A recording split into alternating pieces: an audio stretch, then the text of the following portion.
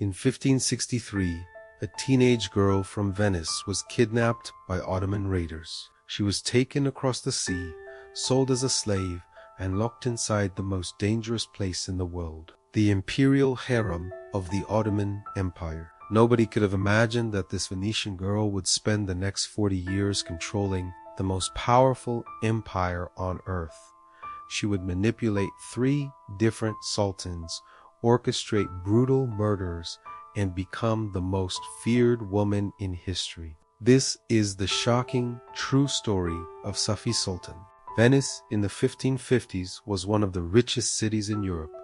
The Baffo family was noble, respected, and powerful. Their daughter was beautiful, intelligent, and destined for a comfortable life.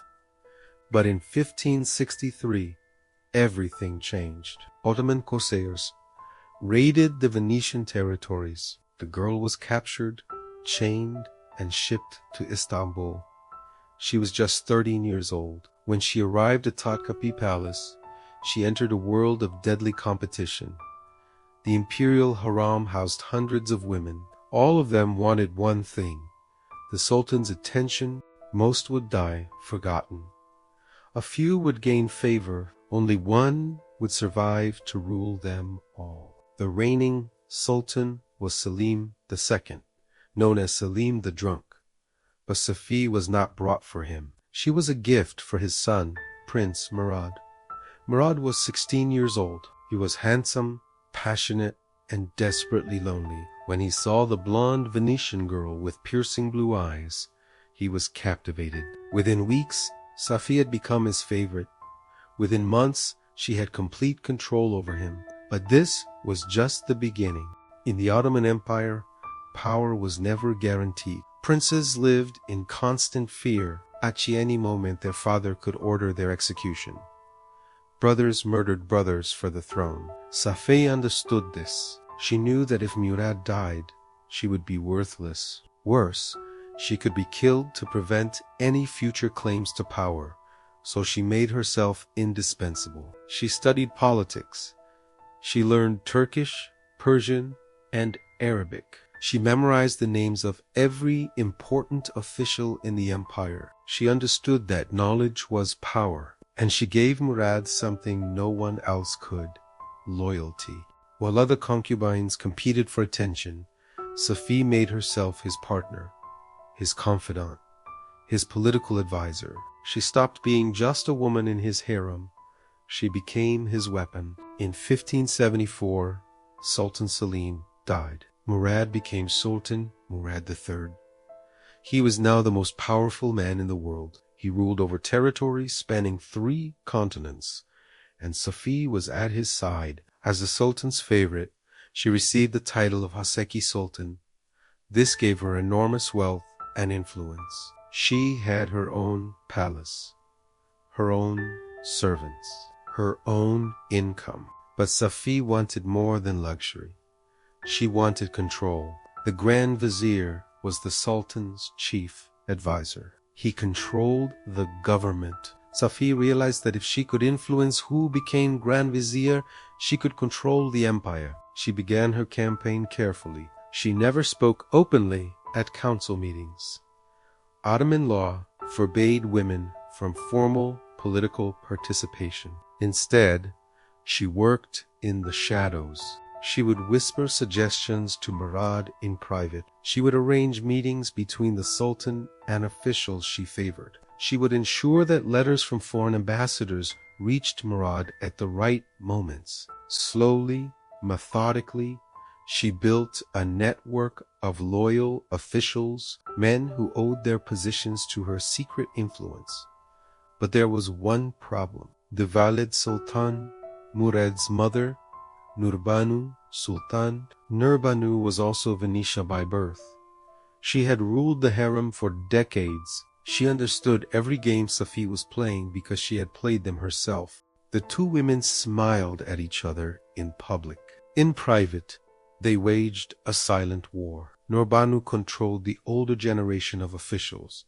Safiye cultivated the younger ones. Nurbanu had experience.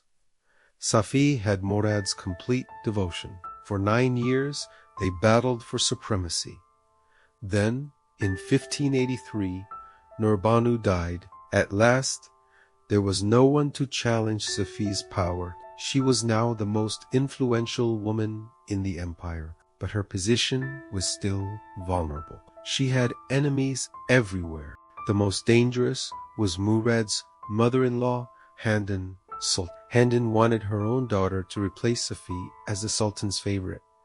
Safiye responded with ruthless efficiency. She convinced Murad that Handan's family was plotting against him. Arrests were made. Properties were confiscated. Handan's influence evaporated overnight. Historical records from Venetian ambassadors described Safiye's methods. She was patient, calculating, and utterly without mercy toward her enemies. One ambassador wrote that she had the political instincts of Machiavelli himself, but Safiye faced a problem she could not manipulate away. Islamic tradition said the Sultan should not favor one woman exclusively. He was expected to produce many heirs from different mothers. This protected the dynasty. If one prince died, others could inherit. Murad had hundreds of concubines, but for years he refused them all. He wanted only the government officials were furious. They needed royal heirs. They pressured Murad constantly. Finally, Murad gave in. He began taking other women. Between 1574 and 1595, he fathered over 100 children. For most women, this would have meant the end of their power. Not for Safiye. She realized something brilliant. All these children needed care, education, and supervision. As the Haseki Sultan, she was responsible for the entire harem. She now controlled the mothers. She controlled the princes, and she controlled which princes received the best education, the best opportunities, the best positions, including her own son, Min. Safiye made sure Mehmed was prepared to rule. She hired the best tutors. She exposed him to politics from childhood. She taught him to trust her completely.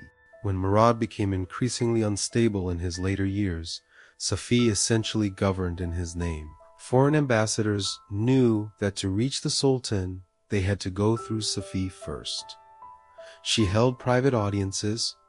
She negotiated treaties. She received gifts from European monarchs. Queen Elizabeth I of England sent her personal letters. Then, in 1595, Sultan Murad III died. Mehmed became Sultan Mehmed III, and Safiye became valid Sultan, the Queen Mother. This was the most powerful position a woman could hold in the Ottoman Empire. The valid Sultan controlled the entire harem, had enormous wealth, and could influence all imperial decisions. Safiye had spent 30 years preparing for this moment. Her first act was to eliminate threats. Ottoman tradition demanded that when a new sultan took power, he should execute his brothers to prevent civil war. It was brutal, but it protected the empire from devastating succession conflicts. Mehmed had 19 brothers. On a single night in January 1595, all 19 were strangled with silk cords. Their bodies were laid out in the palace. Some were mere children. Historical accounts describe it as one of the most horrific nights in Ottoman history. Safiye showed no emotion. She understood that her son's throne and her own power required this brutality. But she had made a fatal miscalculation. Mehmed was traumatized by what he had done. He became paranoid, unstable, and increasingly hostile to his mother's influence.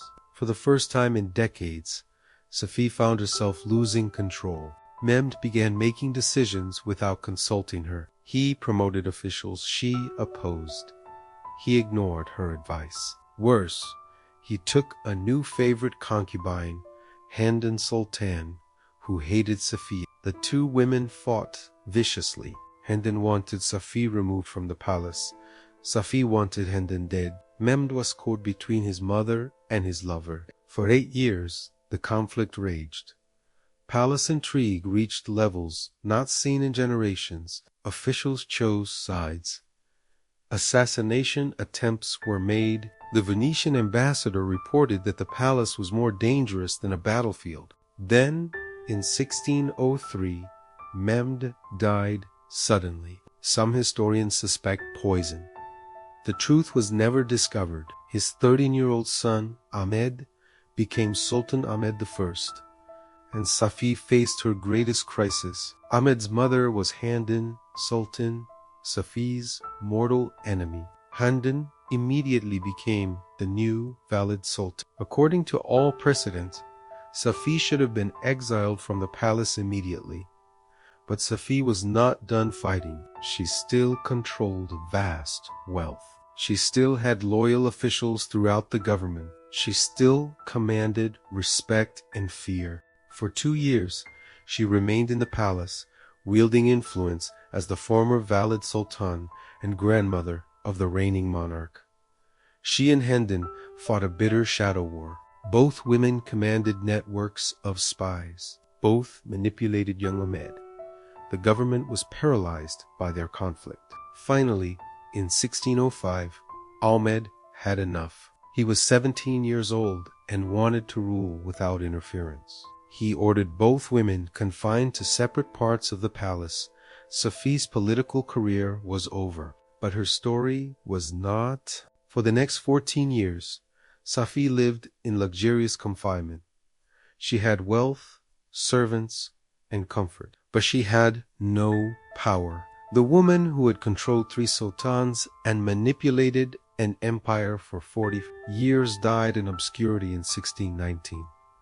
She was nearly 70 years old. So what is the shocking truth about Safiye Sultan? She proved that in the Ottoman Empire, the most dangerous place was also the place of greatest opportunity. A captured slave girl with no formal rights, no legal authority, and no military power managed to rule one of history's greatest empires. She did it through intelligence, patience, and ruthless political skill. She survived rivalries that killed dozens of other women. She outlasted queens, princesses, and nobles. She manipulated some of the most powerful men in history. But her story also reveals the tragic limitations of her power. Despite 40 years of control, she could never hold official authority. She could never command armies. She could never make laws in her own name. Everything she accomplished had to be done through men. The moment those men turned against her, she became powerless. Her greatest achievement was also her greatest curse. She made herself so essential to the sultans that when they died or turned away, she had nothing left. Safiye Sultan's story is a masterclass in political manipulation, but it is also a warning about power built on manipulation alone. She controlled empires. She influenced wars. She shaped the destiny of millions, but in the end, she died alone, forgotten, with all her power stripped away. The Venetian girl, who became the most feared woman in the Ottoman Empire, left almost no mark on history. Few people today even know her name. That is perhaps the most shocking truth of all. If you enjoyed this forbidden tale of power and manipulation, subscribe to Imperial Secrets for more hidden stories from history's shadows. Next time, we reveal the tragic fate of the 19 princes murdered in a single night.